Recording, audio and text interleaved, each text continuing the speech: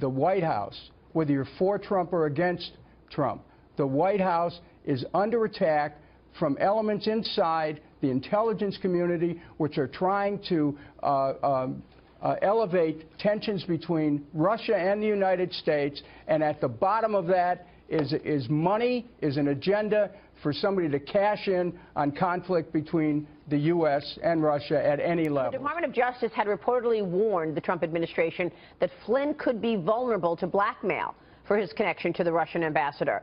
Are you surprised by the resignation? What's your take here?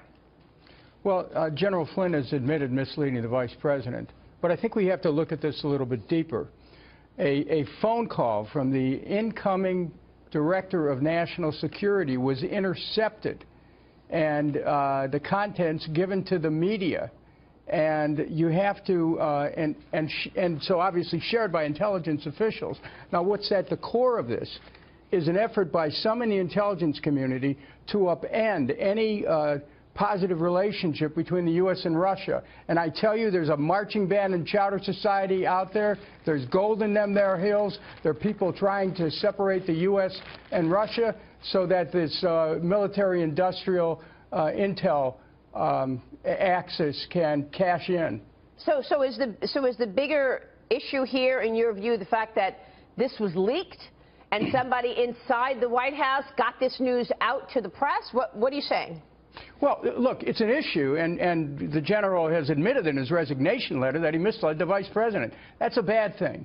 But the American people have to know that there's a game going on inside the intelligence community where there are those who want to separate the U.S. from Russia in a way that would reignite the Cold War. That's what's at the bottom of all this. It's like, it's early in the morning, it's Valentine's Day, but wake up, America. Wow. Congressman, do you think that this fundamentally changes the prospect of a stronger relationship with Russia, or do you think that things can proceed as they have been proceeding, as the president has said he'd like to proceed? Hey, look, what's going on in the intelligence community with this new president is unprecedented. They're making every effort to upend him. Who knows what the truth is anymore? This is like the electronic version of Mad Magazine, spy versus spy. And so the bottom line is we should not start a Cold War again with Russia. The American people forked over billions of dollars for the last one and changed the quality of life in this country. There's something wrong going on here in the intelligence community. So what should Donald Trump do then? Well, look, first of all, he has to get a hold of his own intelligence apparatus. You know, this isn't a joke. This is a serious matter. If he doesn't get control of where the information's coming from, he'll never know the truth. The American people won't know the truth. And we could be set at war with almost any country. Be very careful is my warning this morning. Wow. Congressman, in the age of WikiLeaks and with, you know, access to information across the board, what really can Trump do right now? I mean, if this administration seems like it's in a tough situation in regards to controlling our national security. Well, wait, it's not just this administration. I want to remind the viewers and all those who are on the panel that in the closing months of the Obama administration, they put together a deal with Russia to create peace in Syria.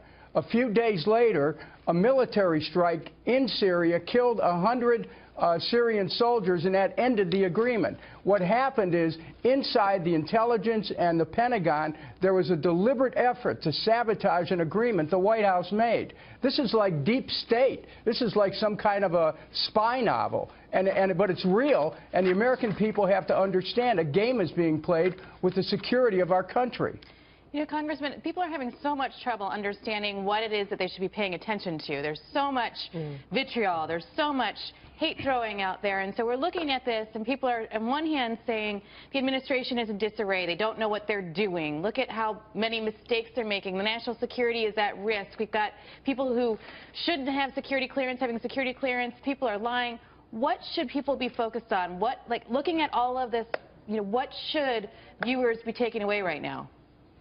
Well, it's going to be very important that the president tells the truth. You know, we'll be celebrating President's Day soon. One of the presidents we're celebrating is George Washington, who you know, mythically was said never to have lied, that he in fact chopped down that cherry tree. Well, the fact of the matter is we need to make sure the White House is communicating clearly to the American people about what's going on.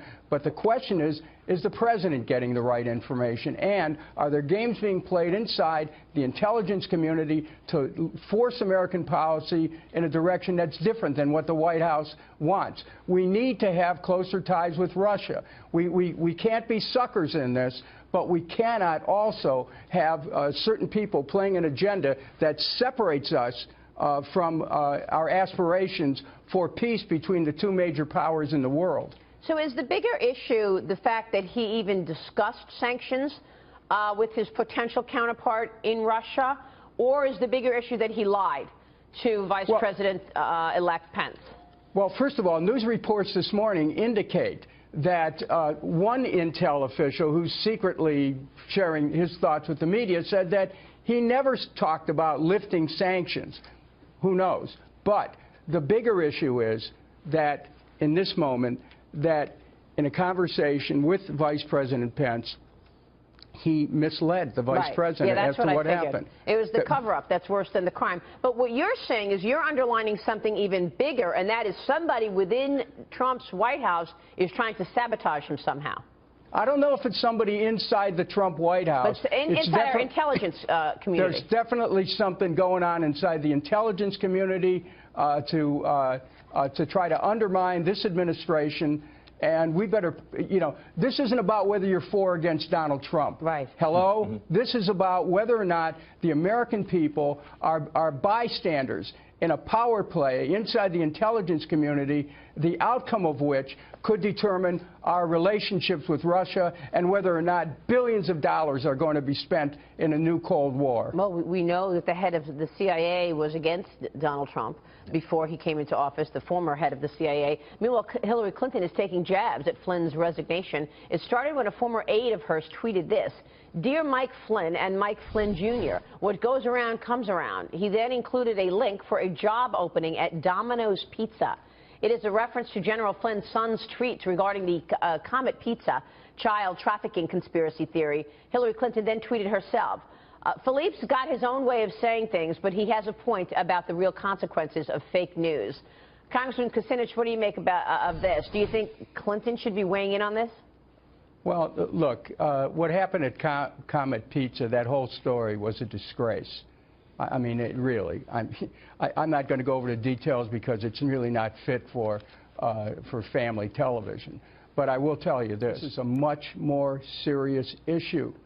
And the White House, whether you're for Trump or against Trump, the White House is under attack from elements inside the intelligence community which are trying to elevate tensions between Russia and the United States, and at the bottom of that is money, is an agenda for somebody to cash in on conflict between the U.S. and Russia at any level.